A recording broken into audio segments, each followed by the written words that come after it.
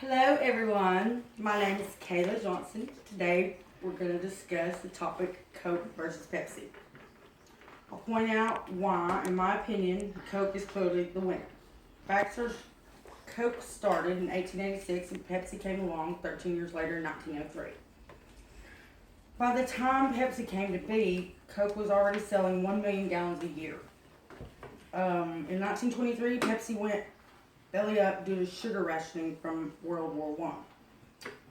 While Coke expanded to Europe, began using baseball players in ads, and designed a new contour bottle. In 1928, Pepsi sold and moved its headquarters to Virginia. Then in 1931, they went bankrupt again, but bounced back. In 1940, Pepsi President Walter Mack bought a sugar plantation in Cuba to avoid sugar rationing during World War II. That's where the real. They adopted a new logo of red, white, and blue in support of the U.S. troops. And yes, question. Is that where they went to Cuba? Is that where they put made the real Coca-Cola? No, that was Pepsi that did that. Pepsi bought the Cuba plantation. But the illegal drug that was in the Coca-Cola was not in there. It was too much. It really was not. It really wasn't. It really wasn't. That's a myth. It is. Crock. It's a crock. In 1945, Coke became a registered trademark of Coca-Cola, and Pepsi started selling cans. In 1959, Coke was being distributed by 1,700 bottlers and operating in more than 100 countries.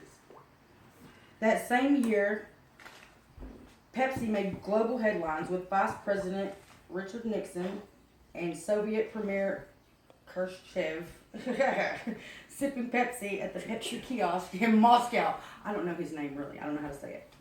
So, in 1960, Coke bought Minute Maid, and on February 1st, 1961, Sprite was introduced. In 1963, the first diet soda, Tab, y'all remember that soda? Yeah. That was introduced by Coke. And a year later, Pepsi introduced Diet Pepsi. And they also bought Mountain Dew that year. In 1965, Pepsi merged with Frito-Lay, forming PepsiCo, and launching a full-scale commercial distribution of cans. Yay, cans! They introduced Doritos to the United States in 1966. But by 1969, both had new logos and slogans. Coke has the lead in cola market shares over Pepsi, but Pepsi's multiple business lines haul in more cash. So Pepsi is a perfect example of a challenger brand that is seeking an edge against a dominant, iconic brand.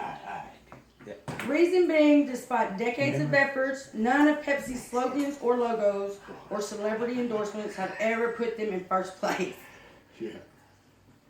Coke just has a flavor that most people like better, and decades of brand-on-brand combat can't change that. Pepsi may win the taste test, but Coke still dominates the market. Must ask you a question. Where's Max? Questions, please! Where did Max Headroom come in at?